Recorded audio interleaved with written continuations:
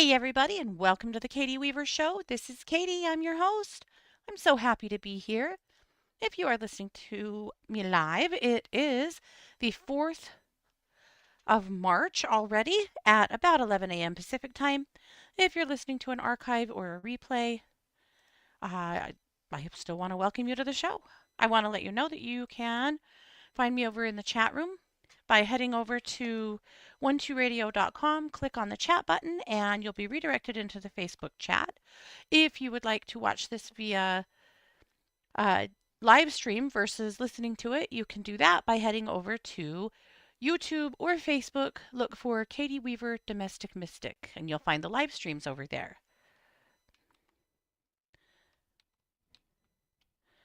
Sending a quick message to Scott because I had something I wanted to show you and I forgot. And left it on the kitchen table. Uh, I do want to welcome you all, though, and I hope that you're having a good day so far and a good week so far. I do want to let you know that we're going to have a healing circle today uh, on the around the second half of the show, so be prepared for that. I always I should try to give you a heads up if we're going to do meditative work so that you can be where you need to be to participate if that's something you want to do. And as always, you can go back to these recordings later and do them as well. So you have all of those options. Oh, it's wild here. We're mostly warm and melty. And then today it's kind of cold and snowy, but supposed to warm up and get melty some more. So we'll see. But it kind of looks to me like we just might be on the tail end of spring or of winter. But I mean, it's March. We should be, but you never know around here. We can have snow in May sometimes, June even. So we'll see. Saw some pictures and video coming out of Yellowstone that the red dogs are already being born. The red dogs are the baby bison. They're so precious. So that warmed my heart, made me super excited. There's a part of me that thinks we probably won't go to Yellowstone at all this year because of all the cuts to the parks and what kind of chaos might be reigning up there. But then I think maybe really the option is to go really early in the season before they get too inundated with people because the people will still come regardless of their ability to deal with that many people. I shudder to think what things might look like later on this year. So I don't know. But Yellowstone is one of the coolest places on earth to me, as well as Grand Teton National Forest. So we'll see. Had an opportunity to go to Driggs last weekend last weekend and drive up to the Tetons and get to see them with all their snow-capped glory and wow, looking amazing. What can I say?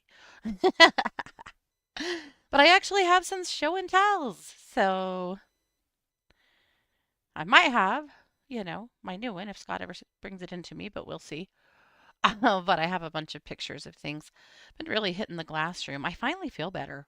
I finally feel like I've got a handle on myself again. That was a 3-week endeavor from having the flu. My gosh. But I'm still coughing a little bit, but nothing like I was. It's certainly bearable and tolerable now. But my energy levels have just been so flat. But finally, over the weekend, I finally went, oh my gosh, I feel like I'm finally waking up, getting back to myself. So, I wanted to share with you a couple of things. This is a project I actually cut out before I got the flu and then never finished it. So I did the grinding and cutting work on it and turned it over to Scott and he did the solder, but I love it. It's really pretty. All that iridescent glass really shines in the sunlight. It's just loving it. I have my first show coming up the end of May or the end of March. So trying to get a few pieces together for that. And then all these little keys. Somebody had sent me these that they found online that other people were making and thought they were cool, and I agreed. So I built a pattern and started making a few, and they are so damn cute. So they could be the flying keys from Harry Potter, or they could just be dragonfly keys, or anything else you wanted them to be. And I will say that with glass, frequently I feel like the pictures just don't do the work justice. for how you can see them like sparkling in the sunlight and stuff like that. But anyway, really loved the way these turned out. I had a blast making these. Liked it so much that we went out yesterday and found some keys that are quite a bit larger so that we can make some that have like butterfly wings or double wings and stuff like that. But isn't that fun? I love it. Love, love, love it. So that's some of it. I made a really cool prism sun catcher yesterday in stained glass, though, and I'm hoping Scott sees my note and brings it in here. But if not, I'll show it to you next week. But that's what I am working on. I love the flying keys a ton. I've been trying to think about how I could build multiple ones into some kind of a wind chime type effect. So we'll see. I really like them just individually too. I think those would be really cute hung, in your plants or anywhere else you want to put a little charm. I think they're great. Yeah, pretty fun. And I did put pictures of those in the chat room too, in case anybody over in the chat wanted to see them. But that's pretty much what I've been working on. I have new cuts on, well, all my fingers. So that's how it goes. I don't know if other people just are, more coordinated and don't cut themselves up as much, or if they actually just do a better job.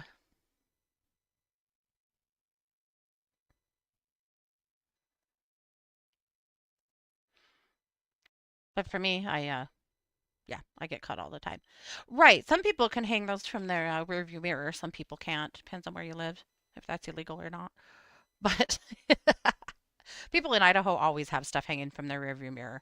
That's pretty common here. But I know in other places that's like a ticketable offense. So, yeah. Oh, thank you. Sid said your stained glass work looks like you've had years of experience, and iridescence is my favorite glass. Oh, me too. In fact, we went to the store yesterday and bought several new pieces of glass with really nothing in mind to make out of them except for that I loved them. I'm more of a buy cool glass and then make a plan of what to make out of it versus find something I want to make and then go buy glass that suits it. You know? Also, I already have a lot of glass and don't really need to buy any probably, except for, ooh, there's some beautiful glass out there. Really beautiful. I'm lucky I don't live in a place that has like a lot of glass stores, or I'd probably be in even more trouble. Yep.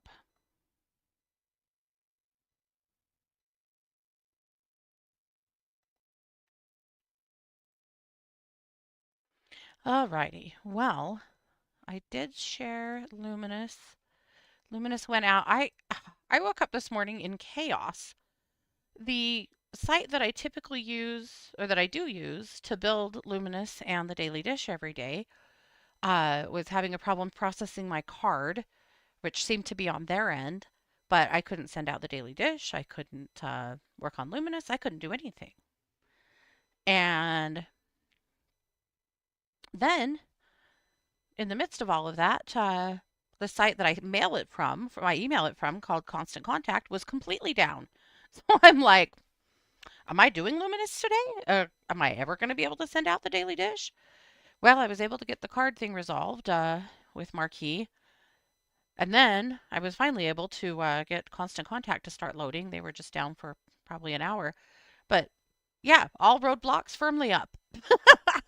But I really had to just keep pushing past it until I figured out, till things worked out. But at any rate, Luminous did finally publish, and the topic this week of Luminous is collective energy.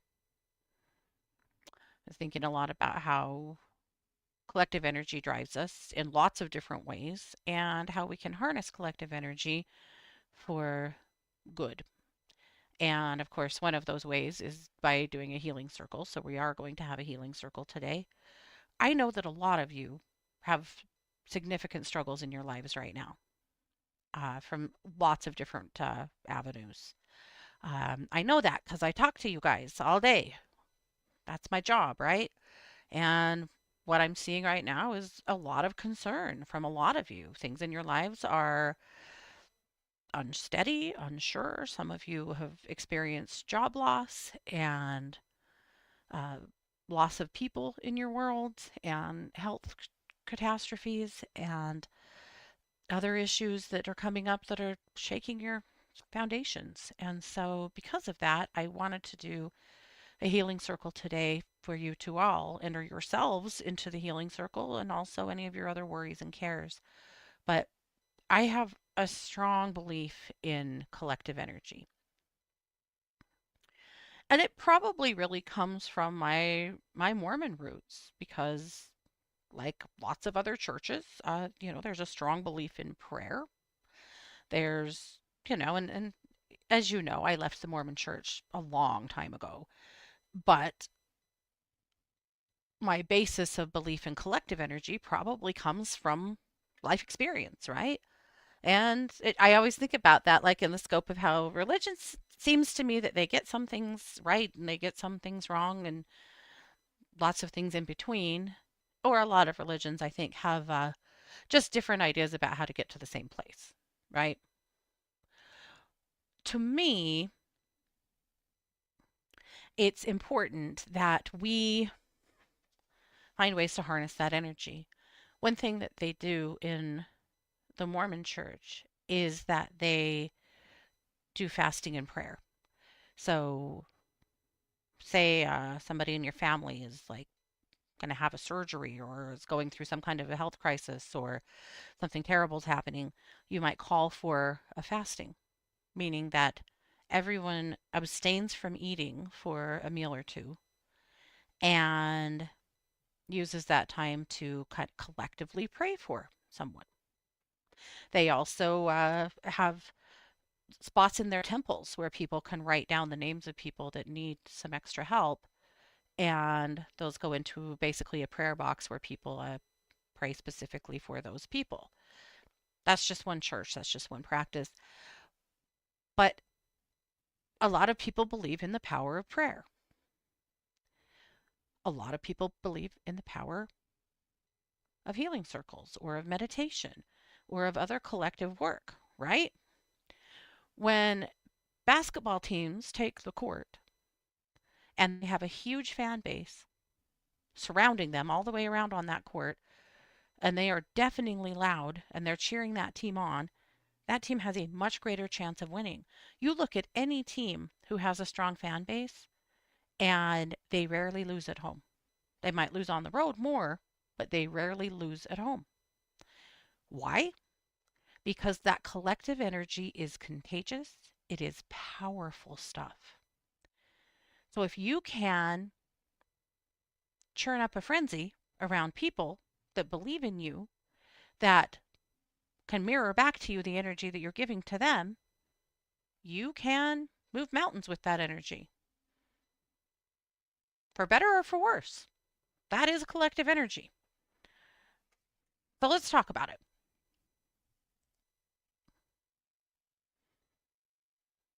I called the magazine this week The Power of Us because we're in a vital time right now to work for the collective good and to harness the collective good for our world.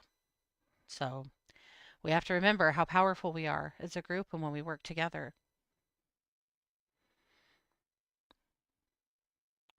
Some examples. I wrote an article about the history and power of collective energy. So, you know, I had mentioned, being in a packed stadium, a concert, or even a meditation circle, right? That you feel that sense of connection, you feel that energy moving, right? It's powerful stuff. It's one of the reasons that I'm so interested in the energy of sports. I've talked about this a million times. Excuse me. But the energy of athletics is fascinating to me in that sense of collective oneness when we all work for a collective goal. Just like when you see a team that has a toxic player or two that don't pass the ball, that don't care if other people succeed, that only care about how well they are doing, those teams are much less likely to be successful. It's why sometimes teams cut great players because they're toxic to the team.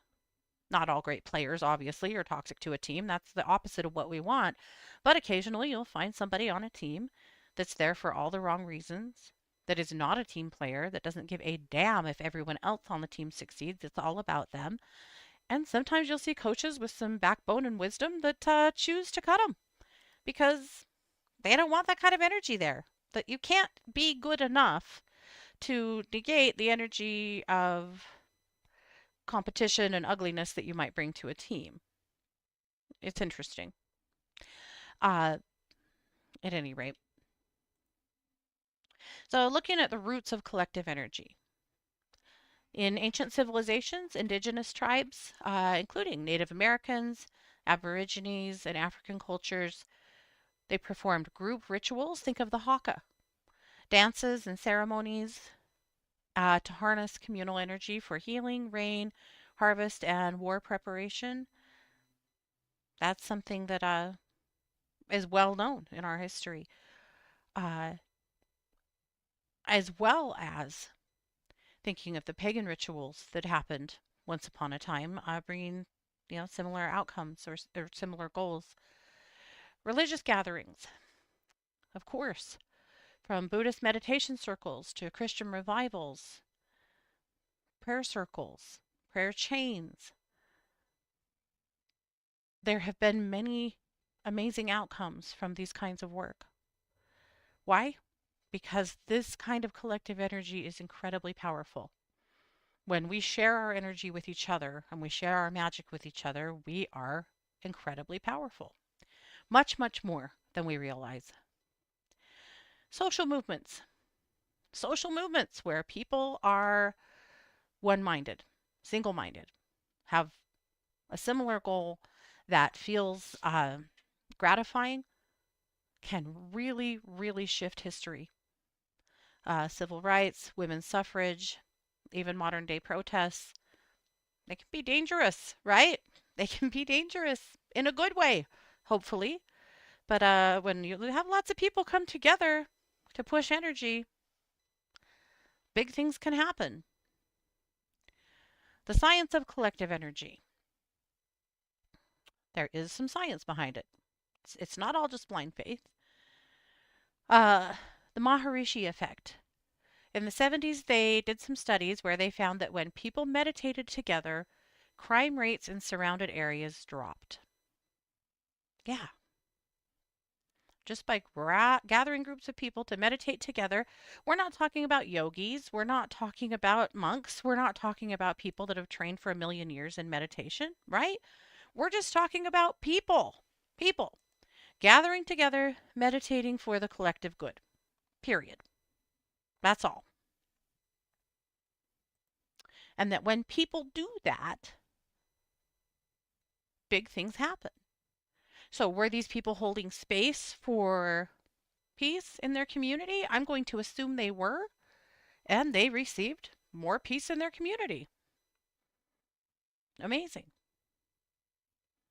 I always think about Deborah King in this aspect. Deborah King, she's a Hay House author. She considers herself to be a shaman. Uh, it's kind of a problematic term, but whatever.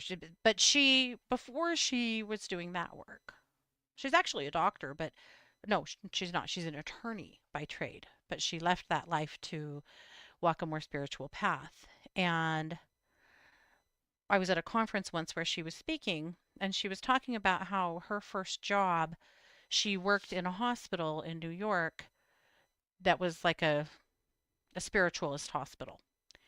And her whole job in that hospital was to sit with people and do a form of energy work where basically she was just reflecting back to them being healed and whole and living their lives.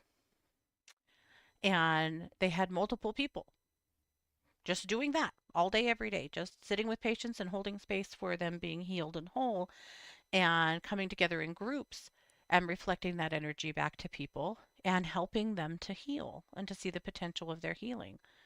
And I just think that's fascinating and amazing stuff. Resonance and synchronization. Neuroscience suggests that when people come together, their heartbeats, brain waves, and even emotions can sync up. Yeah, we've all experienced it, right?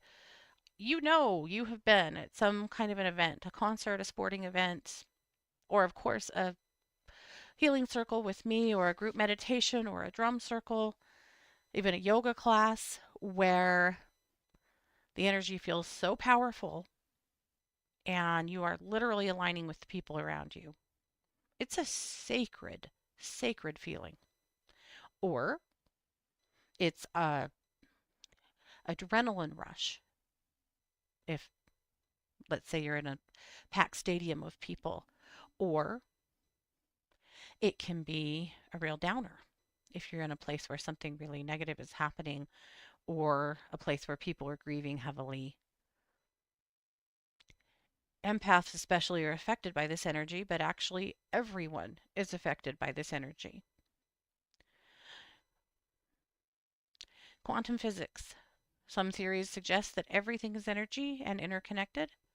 We've heard that lots of times, meaning our collective focus and emotions could influence reality itself. And we know this to be true. We've seen this happen many, many times. Pamela, it's my opinion that we do have a lot of power and that nobody wants us to believe that or understand that about ourselves. By nobody, I mean the powers that be. The government doesn't want you to know how powerful you are because they want to control you. The churches don't want you to know how powerful you are because they want to control you.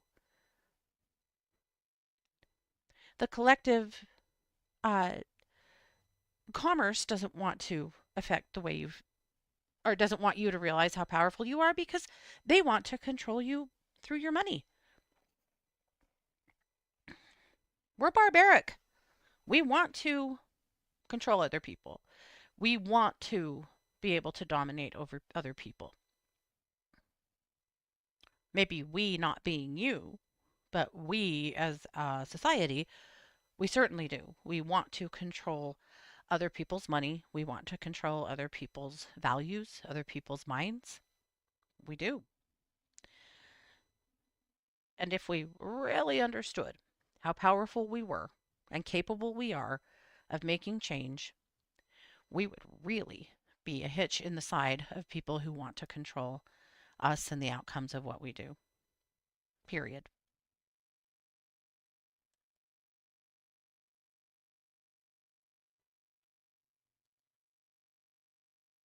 Okay, how to harness collective energy in your life. Be intentional with group energy, meaning surround yourself with people who uplift you and inspire you. The energy you immerse yourself in matters. It matters a lot. Join or create gatherings. You ever been in a book club of people who were on the same wavelength? It doesn't mean everyone has to agree on everything, but we're all involved in this book. We're all involved in our opinions about it, in our energy about it, or another kind of class or study group that really clicks. They don't all, right? They don't all. It's a special thing when you come across a group like this that really fires on all cylinders. A meditation circle, a mastermind group, activism efforts, a lot of other things that might feel to you like the kind of community where you want your energy to reside. Participate in global energy movements, World Meditation Day, climate marches, collective online intentions. That happens all the time, like prayer chains or gratitude movements that prove we can shift the world's energy together.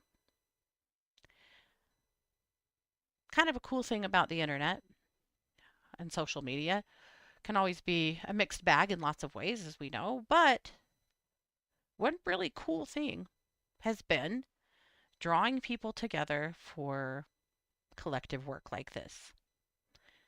You don't have to have a local group in front of you. You don't even have to leave your house. You can very comfortably work in the space and the safety of your own home with people across the globe working for a common goal. And to me, that's magic. That's a miracle. Practice gratitude and generosity because energy is contagious. Spreading positivity and appreciation raises the frequency of those around you, creating a ripple effect. I've said many, many times when you throw your pebbles, your happy pebbles, into the collective pond, you help to raise the energy of those around you, as well as when you throw your gratitude energy or you throw your peace. When that's what you're throwing into the collective pond, you are a part of the solution. You're not always going to be part of the solution. New Age thought, I think, sometimes has discouraged people from using their voices uh, in contrary ways. And the truth is, we have to be contrary sometimes. You have to stand up for what you believe. You have to be able to stand up for the people that you believe in.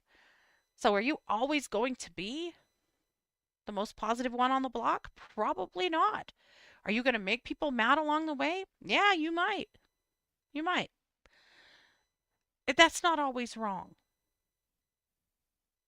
Keeping the peace is a great goal and it's important in some aspects. But refusing to ever use your voice for the good of yourself or others, it doesn't, that's also not helpful. You still have every right and reason to speak up about and stand up for things that you believe in.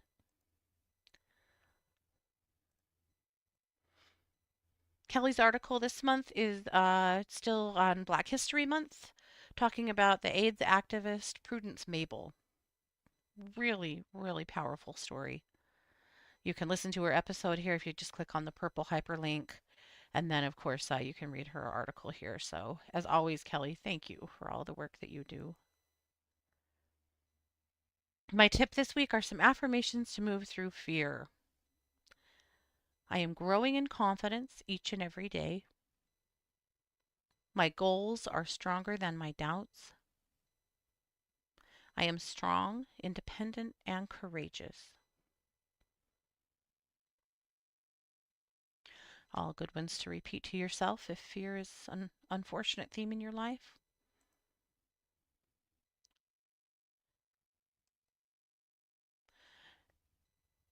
Christy's energy exercise this week is her Shakti manifesting.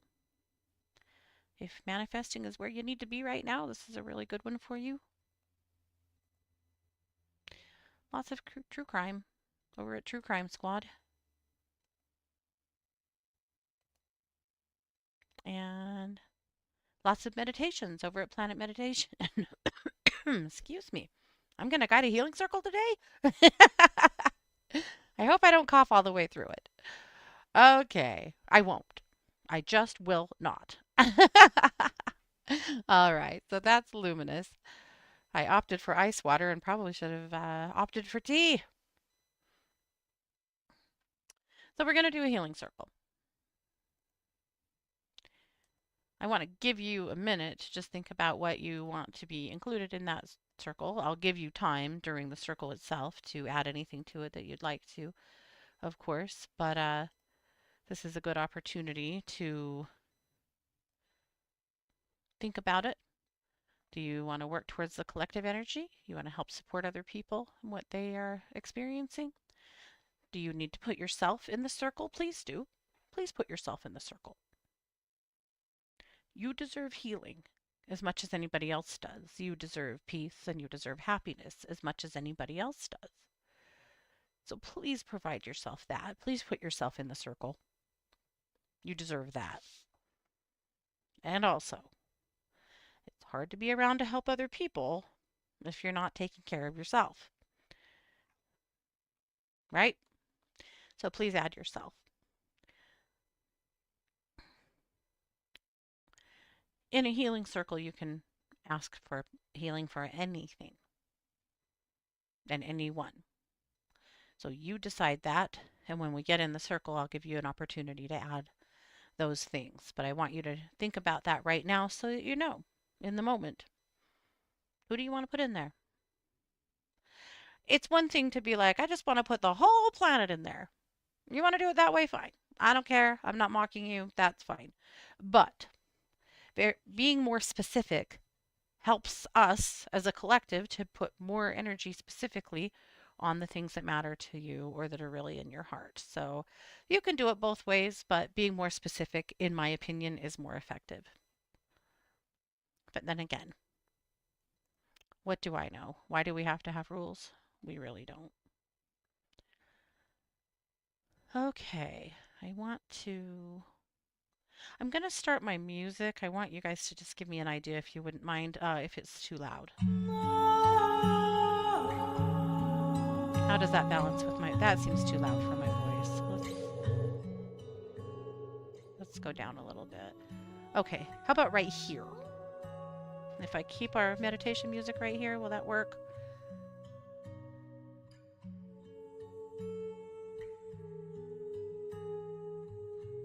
I'm hoping that'll be just about right. Okay.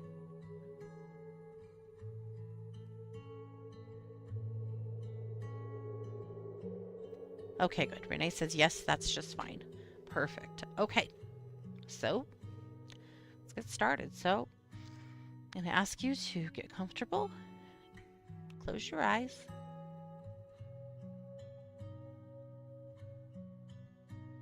Take a few deep breaths here to get grounded and centered.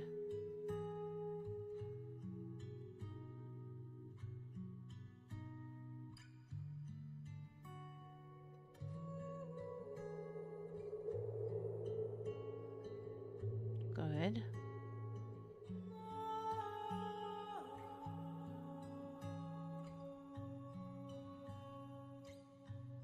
Good.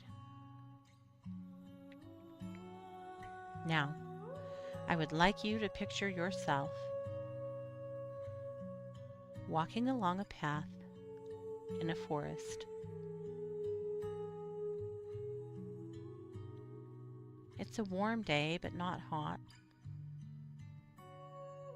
There's a gentle breeze blowing. The sun is shining overhead.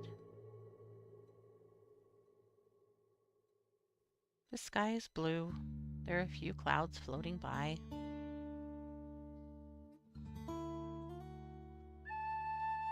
And you are in a space of beauty and peace. You're walking along a path.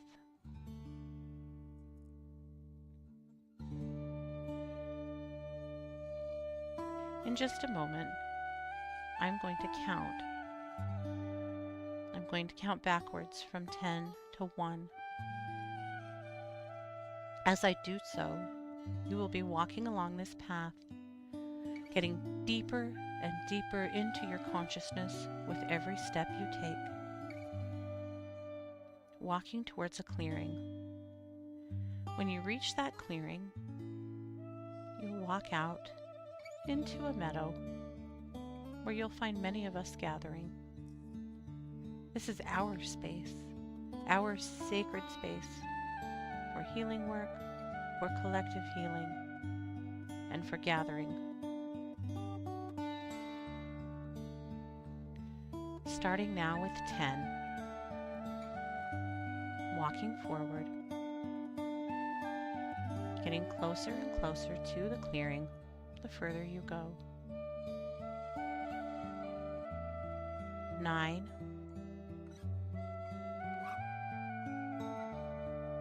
8,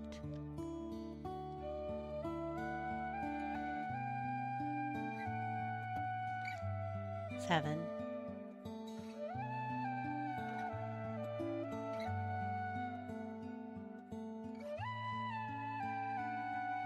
'You can feel pine needles crunching under your feet. You can smell the trees, the moss, the earth, and you feel peace. 6,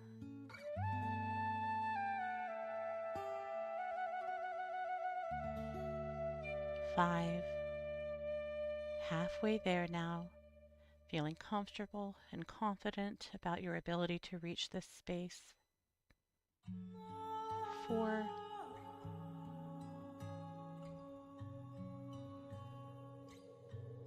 3.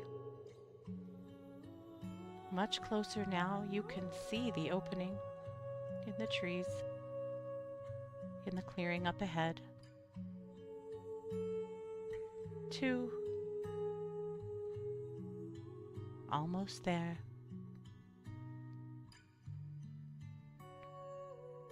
And 1. Step out into the meadow now. You'll see others stepping off of their own paths, and you'll see others in the center of the space gathering. Go there now.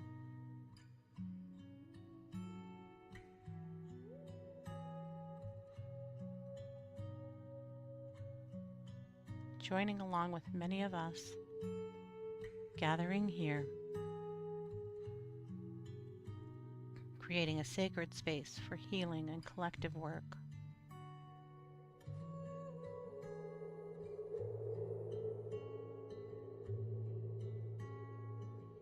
Take each other by the hand now, gathering in a large circle.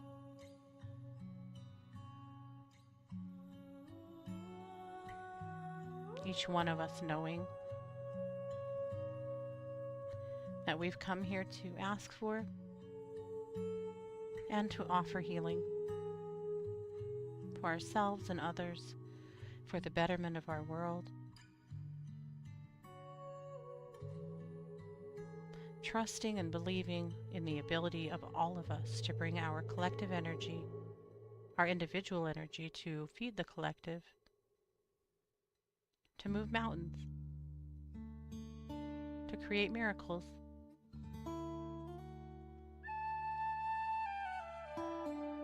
to bring love and healing. At this time, I would like you to think or speak into the circle the things that you have come here today to ask for: healing, support, empowerment. Please put yourself in the circle, as well as anyone or anything else that's tugging at your heart today. Please do that now.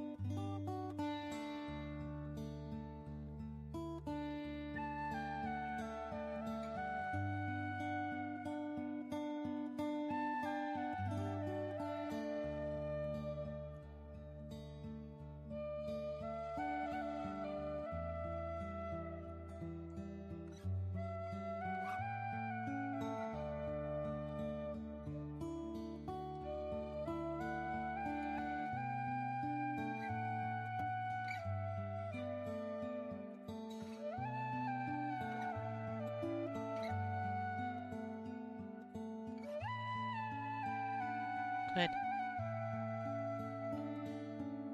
Now our circle is set. Our intentions are clear. Now is when the work begins. How you work is your choice. If you practice an energy healing modality, you may do that now. Some of you may pray or chant or speak or simply send love from your heart, holding the highest and best intentions for all involved. The choice is yours. Begin now.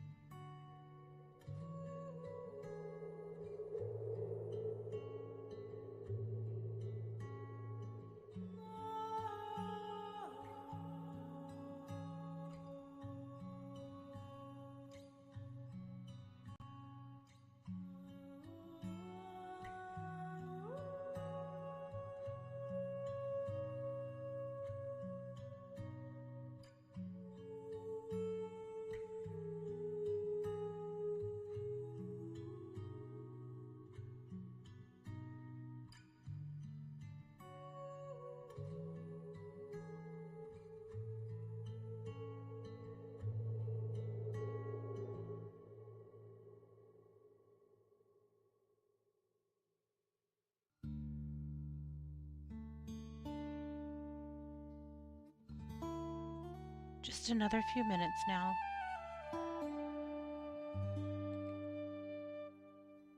A few moments to wrap up what you're doing.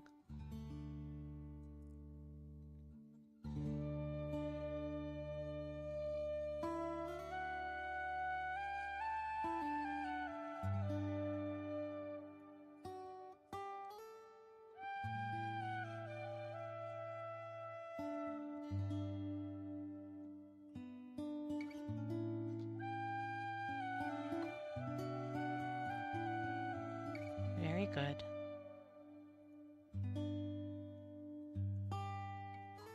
Go ahead and let go of hands now, breaking the circle.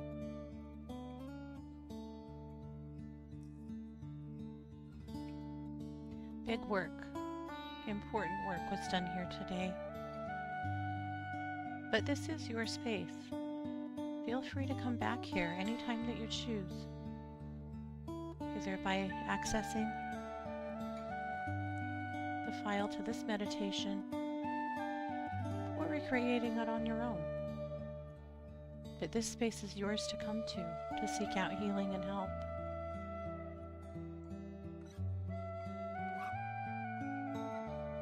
In just a few moments, I'm going to be counting forward from 1 to 5. As I do so, I'll be asking you to walk back through the forest from whence you came. When I start with 1, you'll still be very deep in your spirit, as you are now. As I count and you walk, you'll be getting lighter and lighter until I reach 5, where you'll find yourself wide awake and refreshed and ready to carry on with your day. You'll remember this healing circle, you'll remember the work that happened here, and you'll benefit from it moving forward. So say your goodbyes now and walk back to your path, entering back into the forest, starting with 1, walking back down the path, still very deep in your spirit.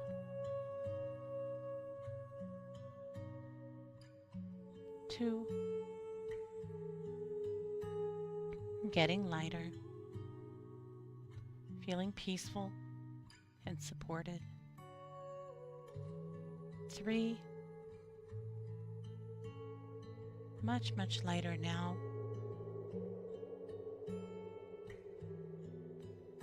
4, almost there. And 5, wide awake and refreshed, ready to carry on with your day.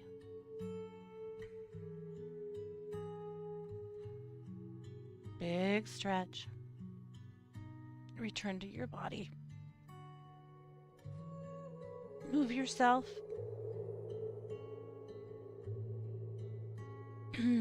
Stretch.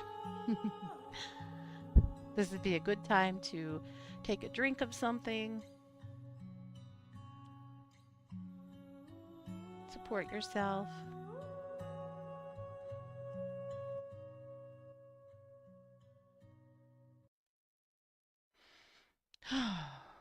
Very good.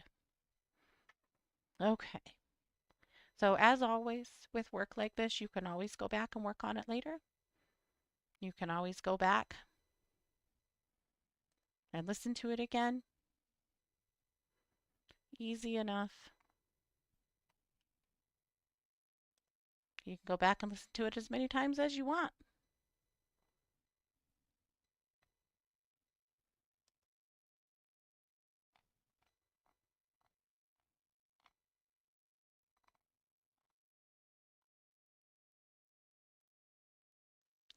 All right. Good work. Okay. Yes, Lillian. Unfortunately, came right in the middle of the healing circle. I'm sorry, dang it. But yes, definitely go back to it. You certainly can. Okay. So, that's collective work. That's collective healing. We've done this together before and we'll do it again. In fact, I just was feeling today like I've been kind of remiss in healing circles. We need to do them more often, obviously.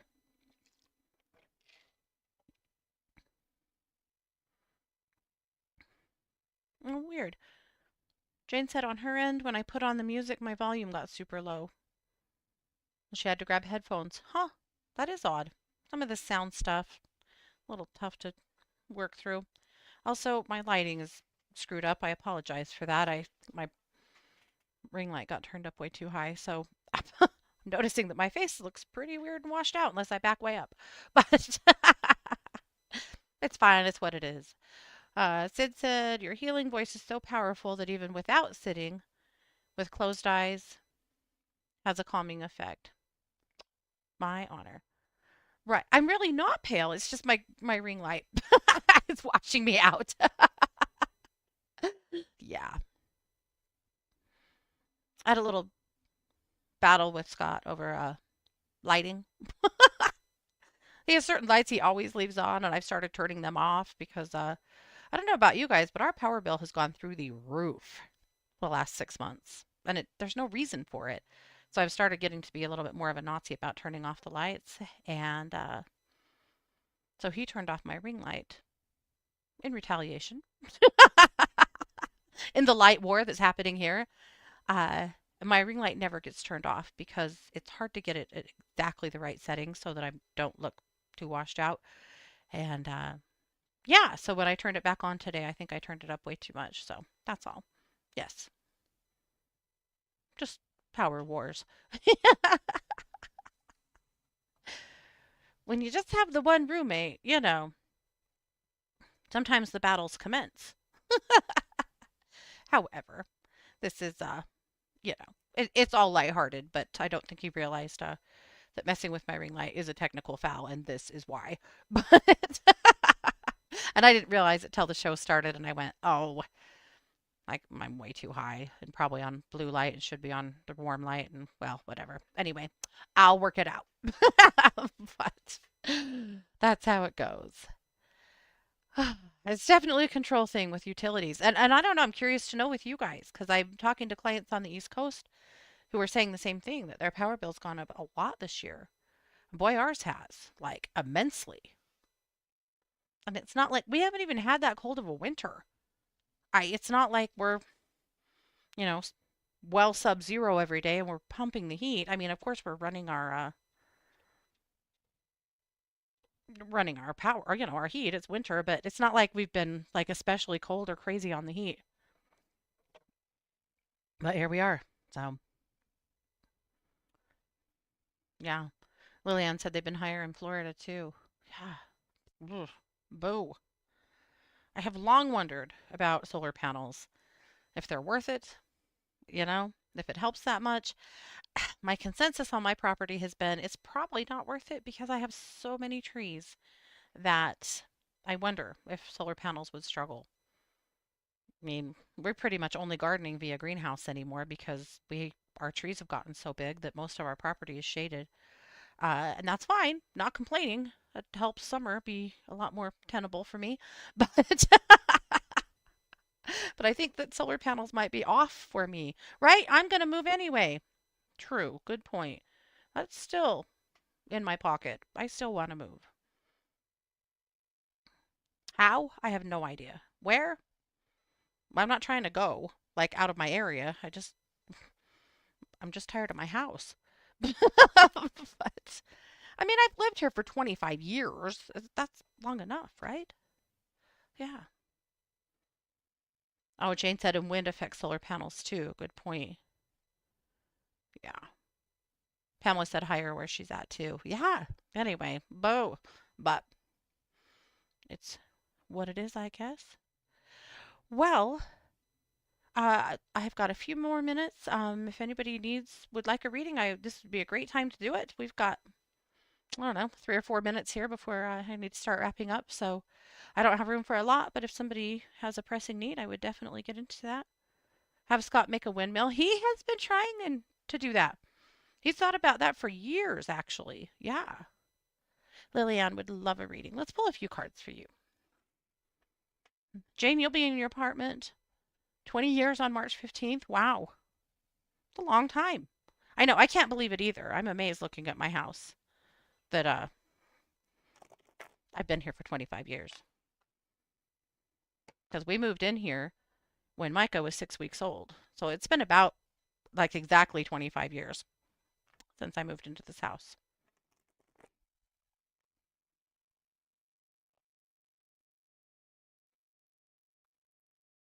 And this house has served my needs beautifully in many, many ways. I don't have a lot of complaints about it, except for that we've outgrown it, which is weird to say that now we're empty nesters. Now I need a bigger house. I don't necessarily need a bigger house. I need a different house.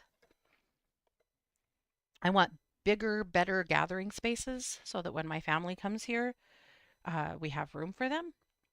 I want a better sleeping arrangement for my kids when they come home and visit because we don't have a great one now. And I need a bigger studio because I have really outgrown my glass studio. I don't have a great setup to have all the centers that I would like to have so that I can just move from space to space and do glass, as well as other things that I do and some things that are just like permanently put away because there's nowhere to put them. And Scott needs a shop terribly. So those are my thoughts. Those are the things on my wish list. I know it's not much, right? And obviously good spaces for pigs and dogs, but yeah, a bigger space would change a lot for me. I need it. I want it. By God, I deserve it. All right, Lillian, I'm pulling a few cards for you. This probably will be the only one we get to today.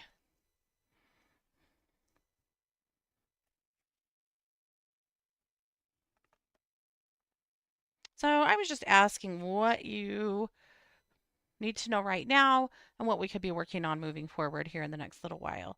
So the main card is trapped in fear. Uh,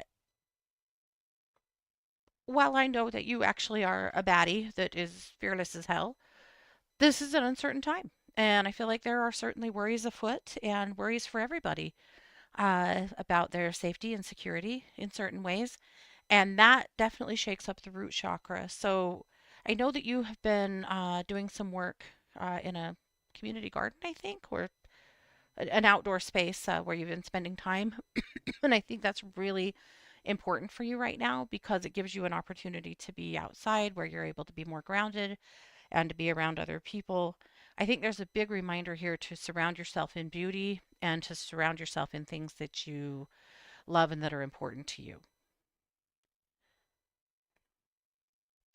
The second card is the conflict and defeat card, which tells me again that moving forward here in the, we're kind of through the first quarter, so moving into the second quarter of the year, you know, struggling a little bit with feeling conflicted about how you feel about things, maybe feeling unsure about some of your future moving forward. This all feels very financial.